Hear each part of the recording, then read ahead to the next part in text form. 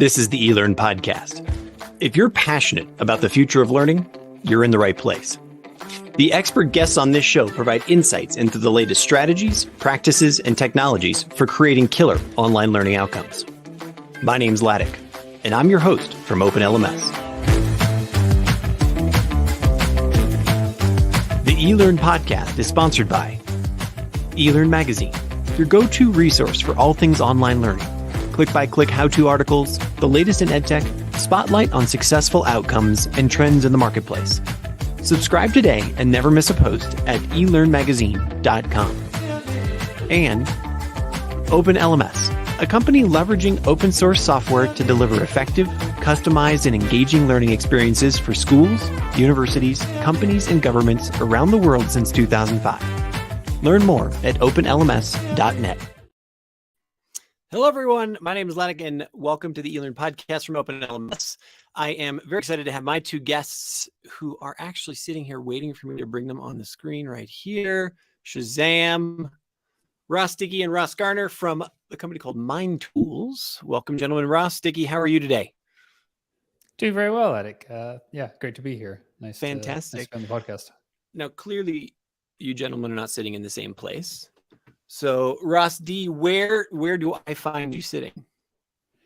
I am currently standing, actually. I tend to stand for podcasts in Edinburgh, Scotland, working remotely from Edinburgh. I'm going to steal that from you immediately. I stand all day long and I sit down for my podcast. Maybe I'm going to flip it. Yeah. Garner, where do we find you? Also in Scotland. I am in the north of Scotland. I'm about 180 miles north of Rosty. So I'm in Inverness, beautiful Inverness in the Highlands. So Edinburgh and Inverness. I've never had the pleasure of visiting Scotland, but I really hope that I will be able to do that in the near term. As I always do to start these conversations off, we will have an introduction for you and those kinds of things. But I would love for you guys to introduce yourselves. And tell us about, what you do on the podcast for Mindtools, et cetera, et cetera. Ross G, why don't you kick us off? Sure. So I am head of learning experience at Mindtools, which is a kind of weird job. I visited California last year and almost didn't get into the country because they asked me what my job title was, and I told them. It doesn't sound like a real job. And the guy looked like he was going to send me right back on the plane. But what that means is I'm responsible for all of the custom work that Mindtools do. So anything that we create that's custom or bespoke for our clients, and then usually deployed via their LMS or whatever else it might be. Been here for 10 years. Started off as a content writer, writing for the Mindtools toolkit, which is a website of stuff, and then moved into instructional design. And then instructional design became unfashionable, and I became a learning designer. And now I head up the team. And for 6 years, I have co-hosted the Mindtools L&D podcast with my friend here, Dickie, who is 168 miles south of you, I believe, or north. I can't remember which one it was, but I think it's south. He's south. Yeah. So, Dickie, same question to you. Can you give us the 30 seconds on who you are? Yeah, so I'm a learning experience consultant at Mindtools. As Ross said, we've been hosting the podcast together for 6 years, and for the last 3 years or so, Ross has been my line manager. So I work on Ross's team, creating learning experiences for our clients. And in a previous life, I was a teacher. I think there's a lot of people who end up in instructional design, learning experience design, have a background in teaching. So I was formerly an English teacher at a university in France for a few years, and then got into kind of digital content creation, copywriting, video editing, that sort of thing, and then combined the two. And that's sort of how I ended up where I am now.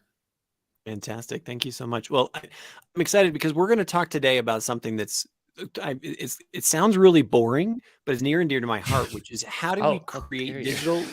Well, no, but it's how do we create digital learning experiences that gotta sell this stuff, Laddick. Well, it's the year 2023. We're recording this, in late March of 2023, and I have there's a couple of things in the world where I'm like, it's 2023. Aren't we at a place now where the playbook for creating learning that works is probably knowable to everyone. And yet I've had, hundreds of people on this podcast. We see it every day, especially in higher education, but also in corporate learning and in L&D and everything all over the place, where students are not engaged.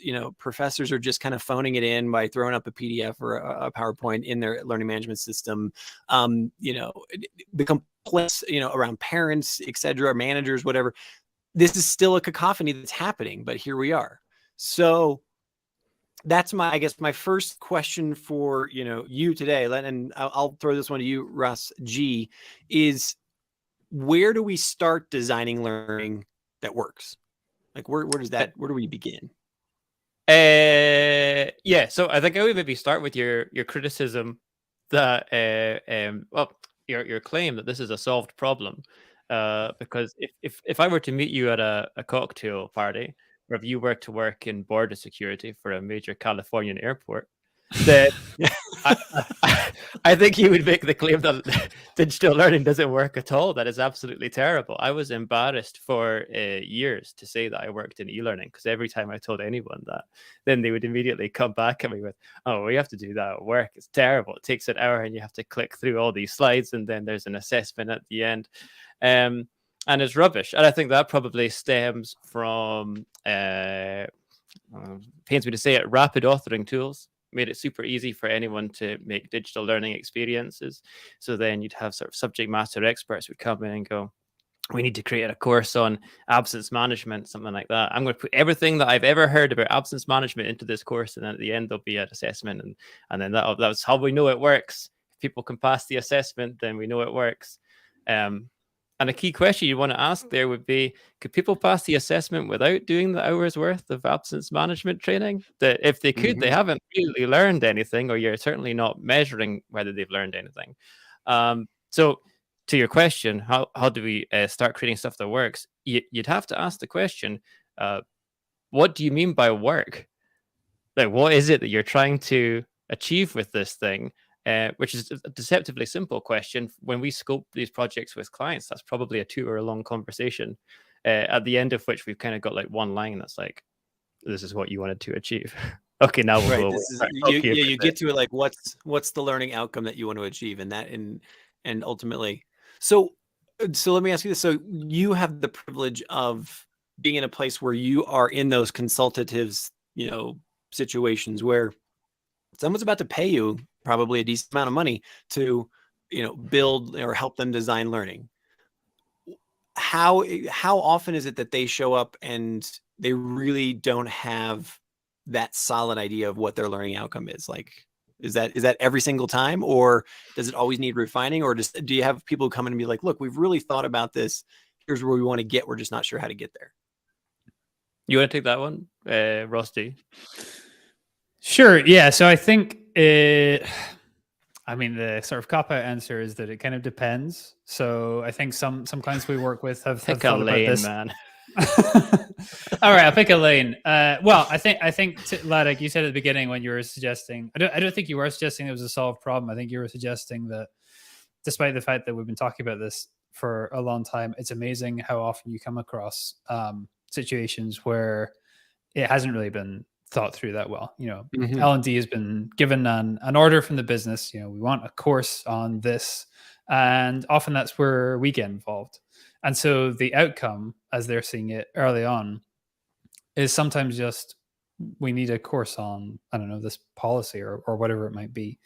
And we will then, work backwards from there to think about, okay, well, yeah, what are your learning outcomes? What do you actually want learners to get out of it? What do you want them to do differently? So I know you've had Julie Dirksen on this podcast. We're a big fan of Julie. In fact, her book is assigned reading for anybody new joining our team. So we think a lot about actions, and our process is I would say like a hybrid of Julie Dirksen, Kathy Moore, a little bit of Nick Shackleton Jones, 5DI thrown in.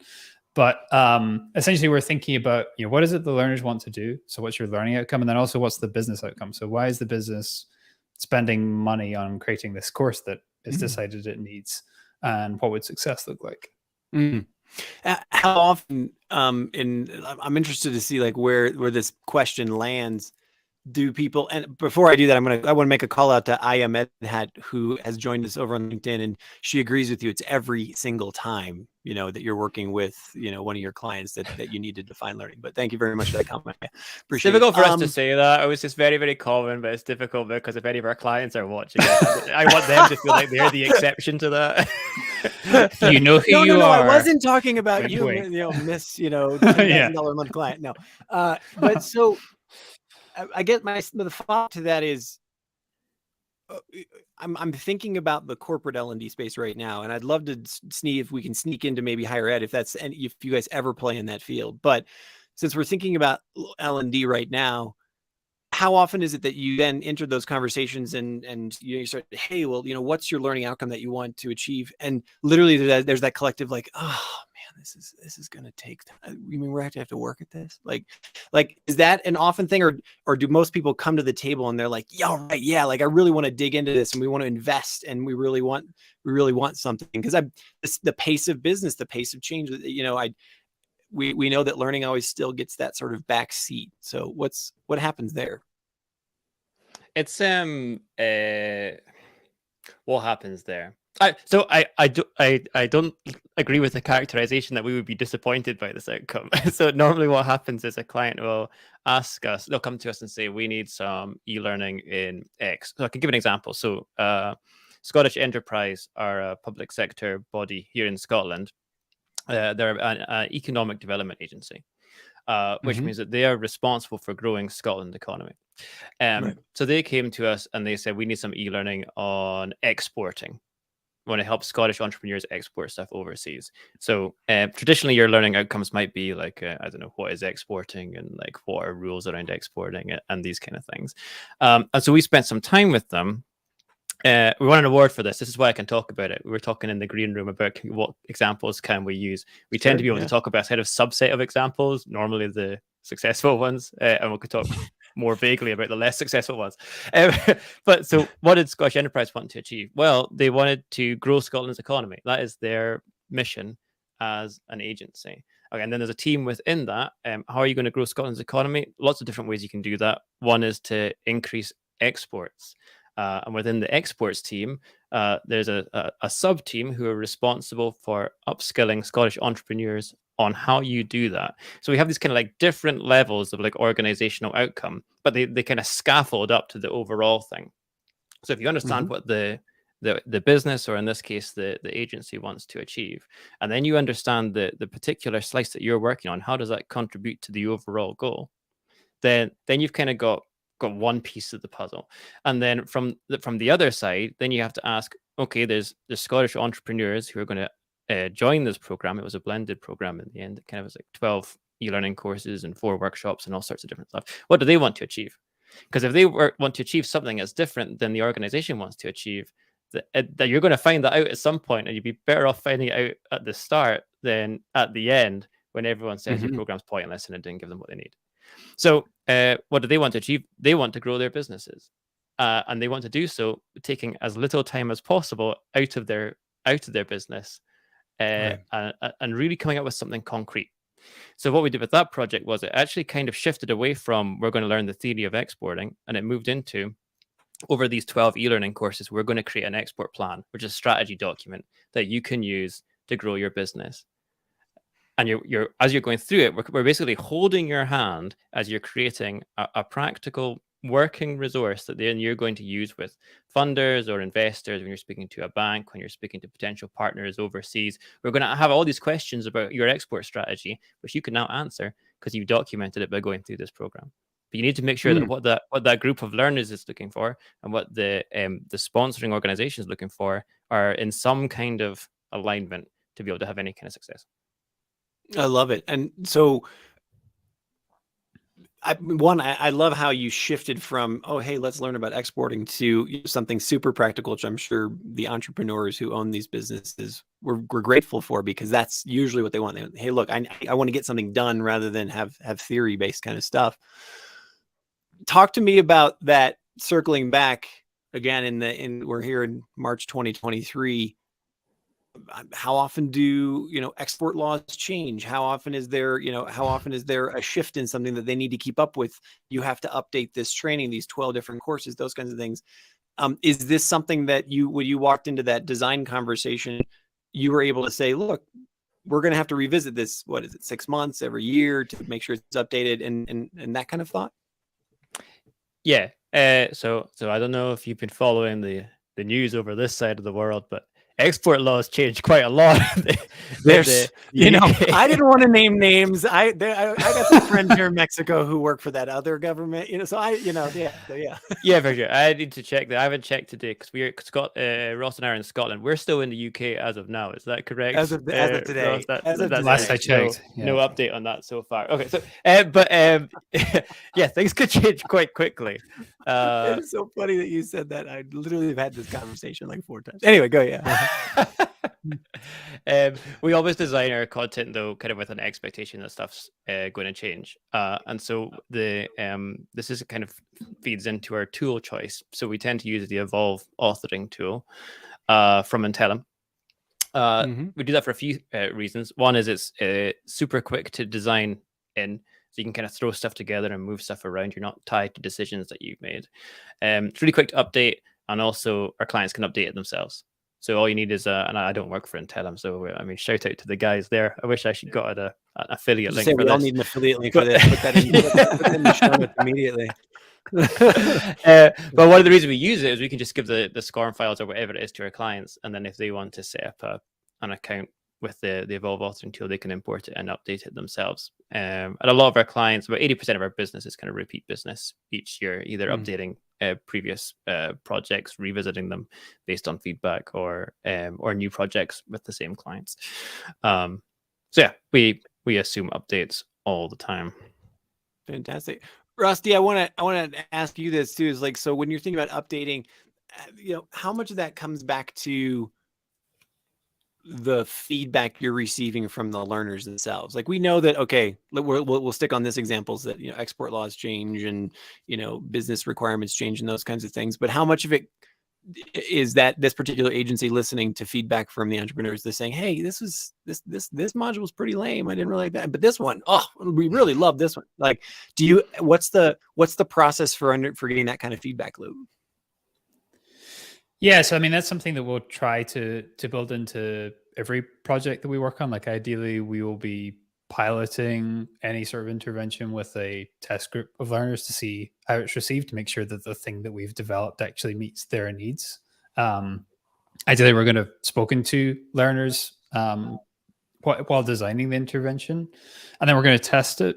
And then we'll often sort of come back to clients and just see how things are landing and see if there's an opportunity to, besides from, has export law changed? Do we need to make any sort of technical updates to this?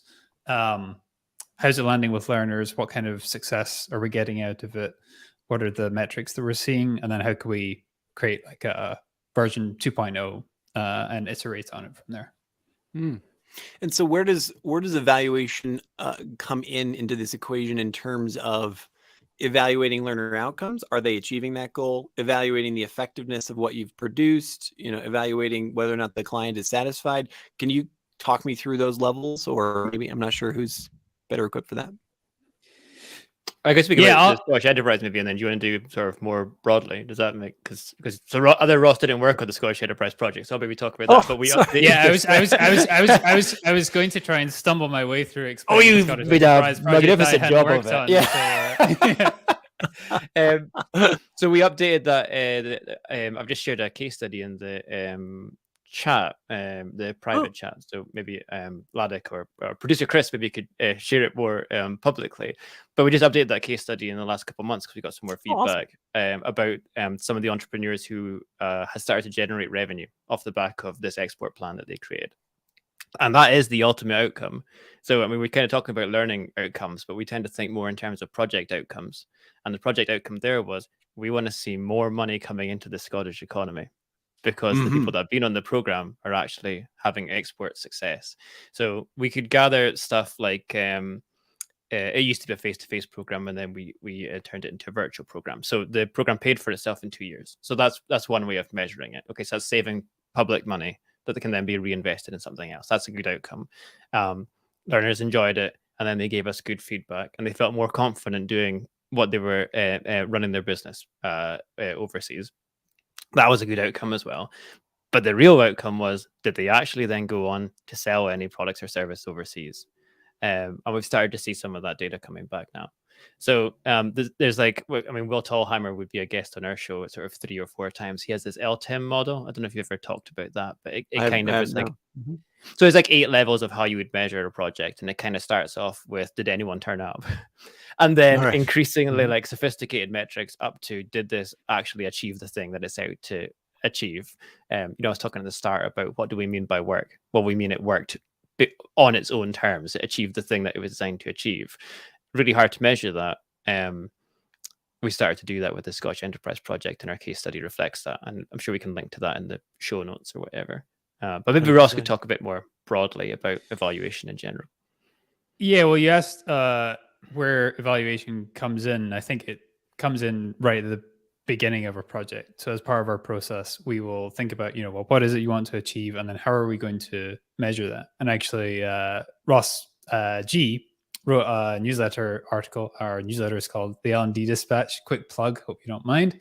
Absolutely. About this very issue recently, about how once you've identified metrics that you're going to measure, things you want to measure, the things you care about for an intervention, that then affects the approach you take, because you're thinking about how can we move this number in a positive direction.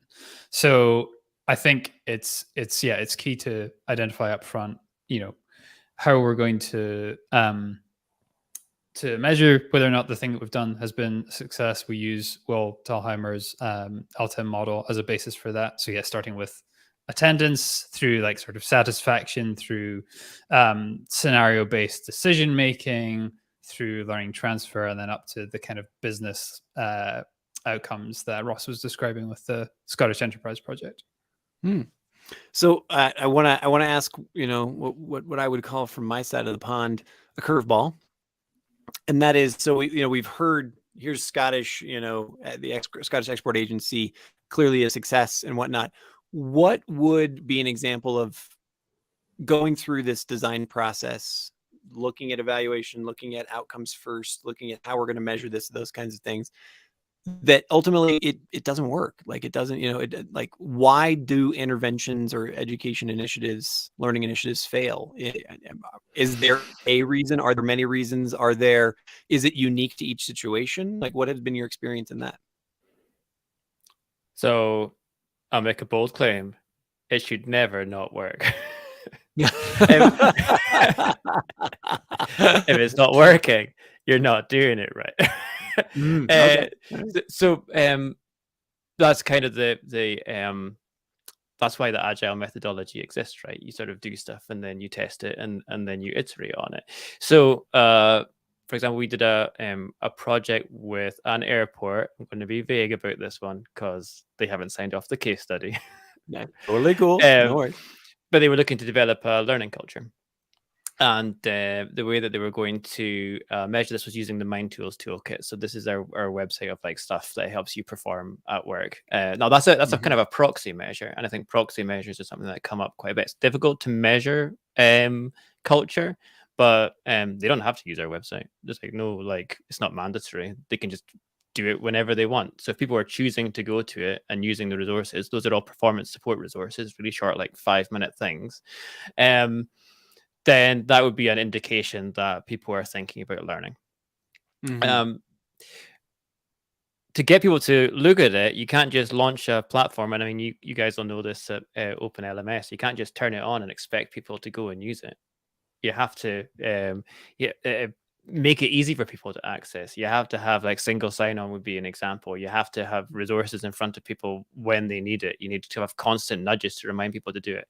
So we did this poster campaign where it was like a little like kind of illustrated images with like theme of the month kind of thing. Had a very small impact. Didn't work very well at all. It was okay. It wasn't great. People followed the links, but not in huge numbers. And then we did this share your story campaign, where we filmed people talking about their learning at work, and that was much better. It was like, I think it was 5 or 6 times better usage than the poster campaign. Okay, so now we've learned something. So the poster thing didn't work that well, but when we have your colleagues, basically doing endorsements or modeling the behavior that you want to see, that works a lot better. Okay, so now we've learned something. Now we can double down on that thing, not bother doing the poster campaign again. And I think if you're creating stuff regularly and rolling it out, it should never not work, because you should be getting feedback and then doing something different the next time. I love it. And how, in across the studies, I mean, as you said, you've been doing this for a decade. It feels like a long time when you say it like that. I'm 15 years in. So, across an experience, do you find that you're able to say you're able to work with a particular client from a particular sector and say, here's from the toolkit that we have, here's what we know from the past, or here's the real question I want to ask is, are there, this is marketing, right? You've got to market the learning initiative in order for people to come into the learning and actually participate. So are there different things that work for different settings? And the reason why I'm asking this is I'm feeling like the Scottish export agency has a different, it's niche, right? A different avatar, a different business culture, than, let's say, an airline or a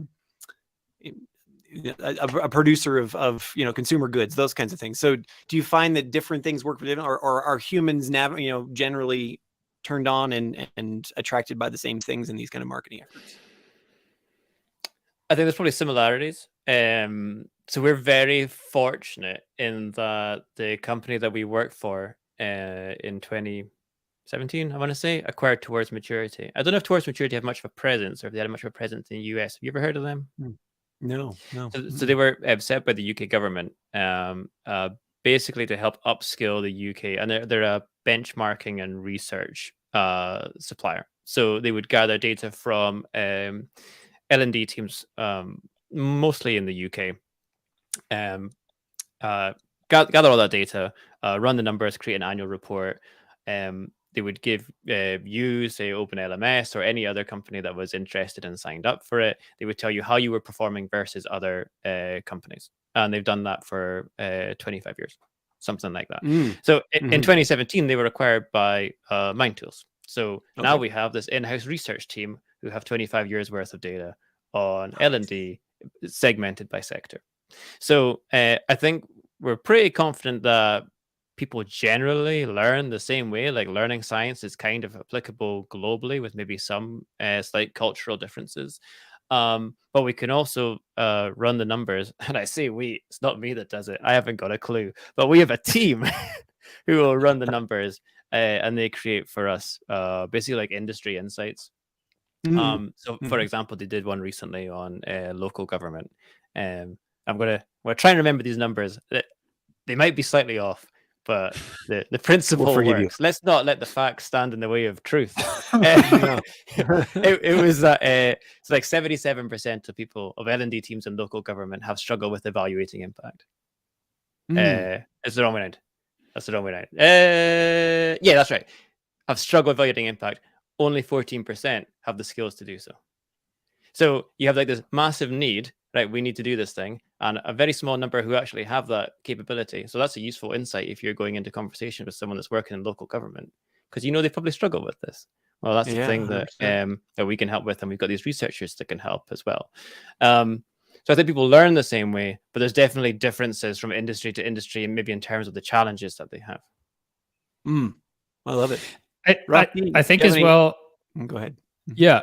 I think just to come back to your question of why learning interventions fail and where the sort of marketing piece fits in, I think like there are probably certain key ingredients that are the same, but I think one of the big things for me is sort of not taking time to understand, do your kind of market research. So what is it that your customers, if learners or L&D's customers, what is it that our customers want to buy? What are they interested in? What do they care about?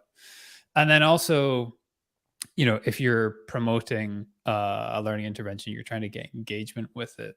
I think understanding where learners are going to be most receptive to that kind of push. So if you're just putting something out on your LMS and hoping someone's going to stumble across it, it's probably not really going to happen. Similarly, maybe in some organizations, email campaigns would be effective, but in other organizations, maybe you're getting 200 emails a day. This new course that might be relevant to you is buried amongst that. So I think taking time to understand where are your learners. This is a sort of overused phrase, but meeting learners where they're at. If they're using Teams, if Teams is where they hang out, then maybe you should be using those channels to promote your intervention. So I think kind of comes back to this core idea of taking the time to speak to learners, doing surveys, doing focus groups, and understanding what they care about. And I think that's kind of something. I think if that doesn't happen, that's one of the reasons the learning interventions fail. And I think the other big reason is just not sort of having a clearly defined learning or performance or business outcome for the project. Yeah, and I don't want to fail how. Yeah. Like you haven't defined it. Yeah, well, that's I know. I guess we didn't have a measure. We didn't know the measure of success, so can't say that it failed. Well, and ultimately, like I actually really I honor that. Like how did it feel? Because at the end of the day, Rusty, you just said that a few minutes ago, where it's the iterative process, right? So it's not that we failed, it's that we didn't achieve the outcome that we had desired. So let's go back and tweak or change or redesign so that we do get there, right? And so at the end of the day, what I'm most interested in and what the people I've talked to in the business are most interested in is like, how can I avoid some of those bigger ones where, hey, we just put either a bunch of money or time or effort on the table. Let's make sure that it's highly likely that we're going to get to that outcome, right? But there's always strange things. And I want to also just riff on what you said, Rusty, about meeting the learner where they're at. I'm not sure if it's on, if it's actually in our feed right now, but I just interviewed a guy named David Livingston over at Kaiser Permanente. And this was his whole gig, right? Where he's using chatbots to find his team where they're at to encourage different types of growth learning and these kinds of things. But that was a huge piece for them, was actually showing up where these people are actually working every day, because otherwise they're stopping work, trying to find out. And you once again, removing that friction from the learning experience is absolutely critical in today's universe. And did I mischaracterize anything there? I think you said it more articulately than I did. But that's the essence of what I was getting at. Also, a lot of this stuff has been done before. I think that's something that we, I did a master's in digital education, and I was really interested in digital education in the corporate setting. It's super tough to find any literature on what's been done in a corporate setting, because private companies do not publish research reports on the stuff that they've tried that then worked or didn't work. Yeah, unless it was like a giant public fail, like Sony putting out 2 iPods on the two iPod competitors on the same day from 2 different teams, right? That kind of stuff. Like you become a case study, right? And then that's for sure. But there are loads of academics all over the world who are looking at this stuff, and this kind of we're in the privileged position, like I said before, of having a research team. But we're doing a project just now on negotiation. Now, what do we know about negotiation? I don't know. We're learning designers, but there are people who study negotiation, and they do publish stuff all the time. So we did a literature review on what does negotiation education look like, what's effective and what's not. Okay, cool. Now we can stand on the shoulders of giants and claim the credit. We can factor that into whatever we're doing. We don't have to do everything for the first time every time. So take me down that path. Let's just use this negotiation client as an example. No, what are the biggest Dickie one then? Because I didn't work on it. Well, so okay, so Russ Dickie, what are the biggest challenges in creating a learning experience for this type of client or any type of client? Is it? I don't even want to lead the witness. You tell me, what are like the biggest things that you're always like, we got to struggle through this, or I know this is going to be a challenge in the work you do? I think so to take the negotiation thing as an example and build on what Ross was saying, I didn't really know anything about negotiation before starting this project, and that is Why often the salary case. so low? yeah. Yeah, first offers, that seems good to me. I'll take it. Lucky to have a job, right? Or, yeah, copywriter, aspiring journalist, so happy to just be employed.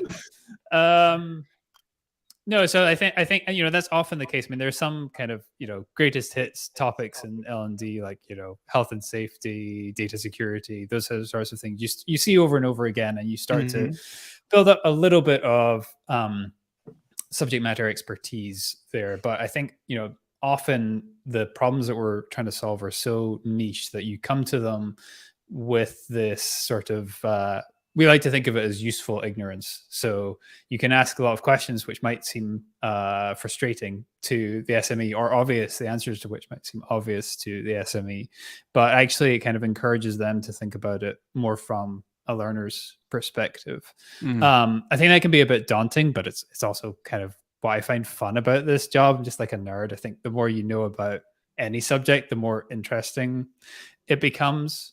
Yeah.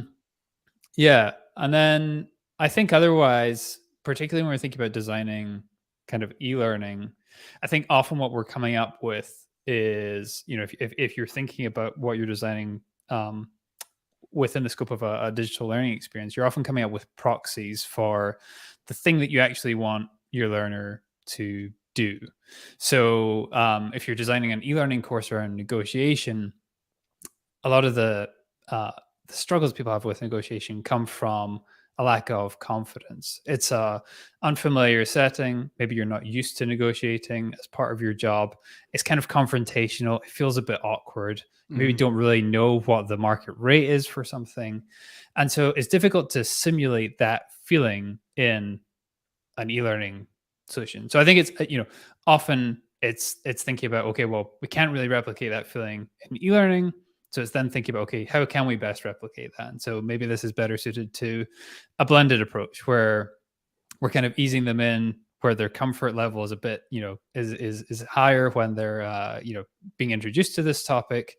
They start out with something where they're negotiating with like by answering certain scenarios within the scope of a digital learning experience, and then they're going and putting that into practice with negotiating with maybe other people in the organization, or even an expert negotiator, like somebody from procurement could potentially come in and model good negotiation with them.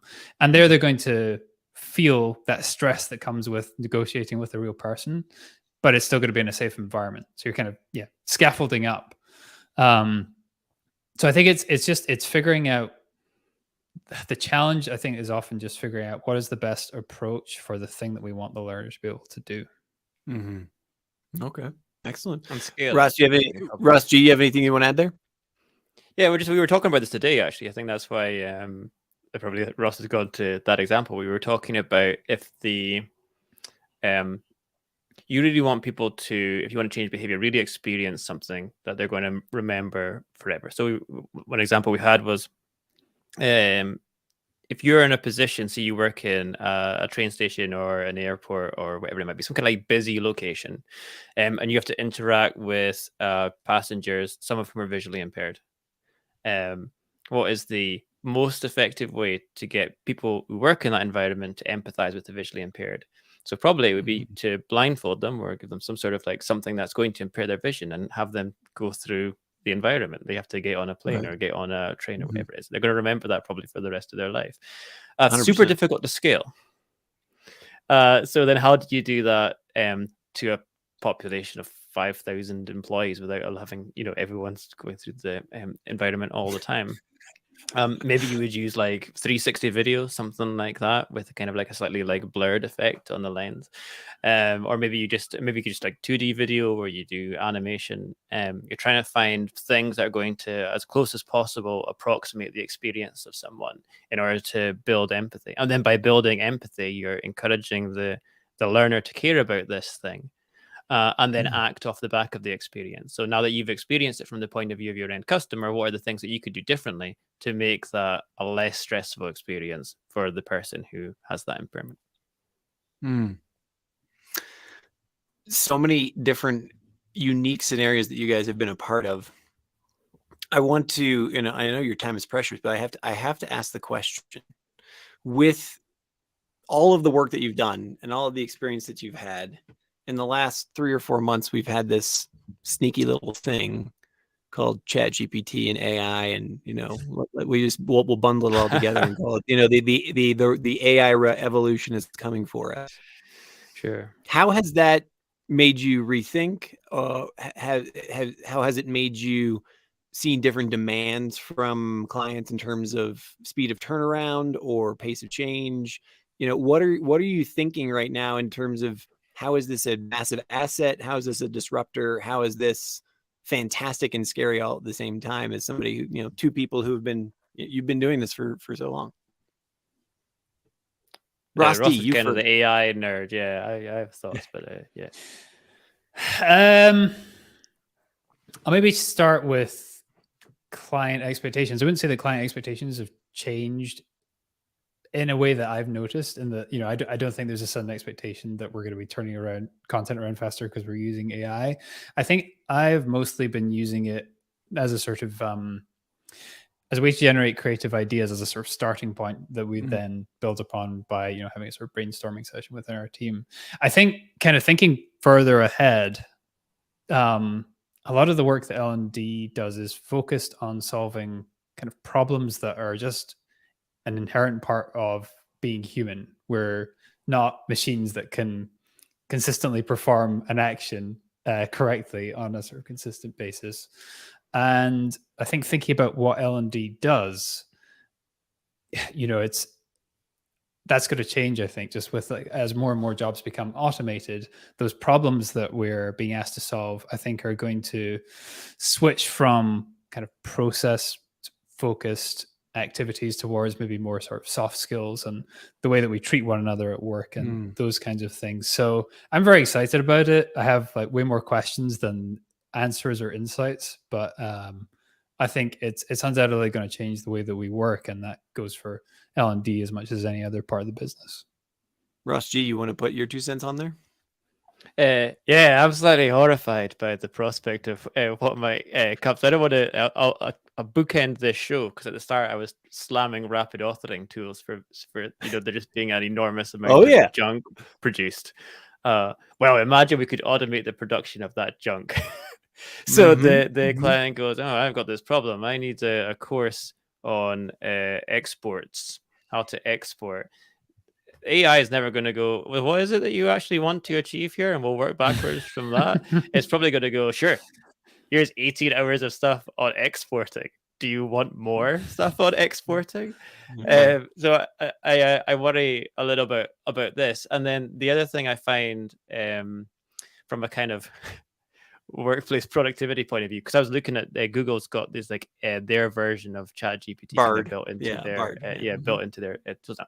So you can say Ladek, do you want to come on my podcast, and then make that sound nice and write 5 paragraphs of human stuff, so that Ladek thinks that I've spent plenty of time composing this nice invitation, and then you get this 5 paragraphs through. And you go, I'm not reading that. It takes far too long. I'll use my little AI thing and say, just to distill this into like a 1-sentence bullet point of what Ross is actually asking me. And then you, okay, yeah. And my answer is yes. Or write 5 paragraphs that basically means yes. What are we doing with ourselves? We need to work out how to use these tools effectively and not just create more crap. Yeah, I think so. I've been banging on to Ross about this for the last few weeks, but Sam Altman, founder of OpenAI, has this essay, Moore's Law for Everything, the basic thesis of which is that the cost of various different things will eventually sort of decrease year on year and eventually come to zero in many cases. And I think that's true for content creation. So there's a huge risk, I think, with what we do, that the cost to individuals and to L&D departments of creating content is just going to continue to drop. It's going to be easier and easier for us to make content that is well written and may or and factual, may or may not be compelling. But the question is whether or not we should. And I think if I was still working in copywriting, I would be a little bit more nervous about my job than I am right now, because I think consulting, well, I don't know, who knows, GPT-5 might put me out of a job, but I don't know. Mhm. I was sorry. No, go I didn't mean ahead. to interrupt, but one of the things that I found interesting. So I watched the GPT-4 release, and I've heard, over the last weeks and months here about, copywriters, learners, education, disruption of education, like so. But the first example that Sam put on the table when they released ChatGPT-4 was that tool building a bot, right? So it was coding, and so the first thing I thought was like, the people who should be most scared are the technologists, the coders, and this and that, because this is its real wheelhouse, right?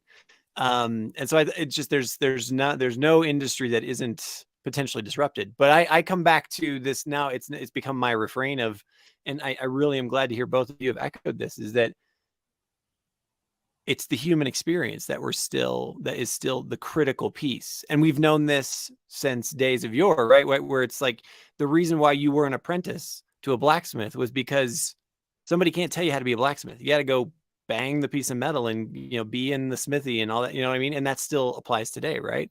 Like at the end of the day, you're going to have to learn how to. That's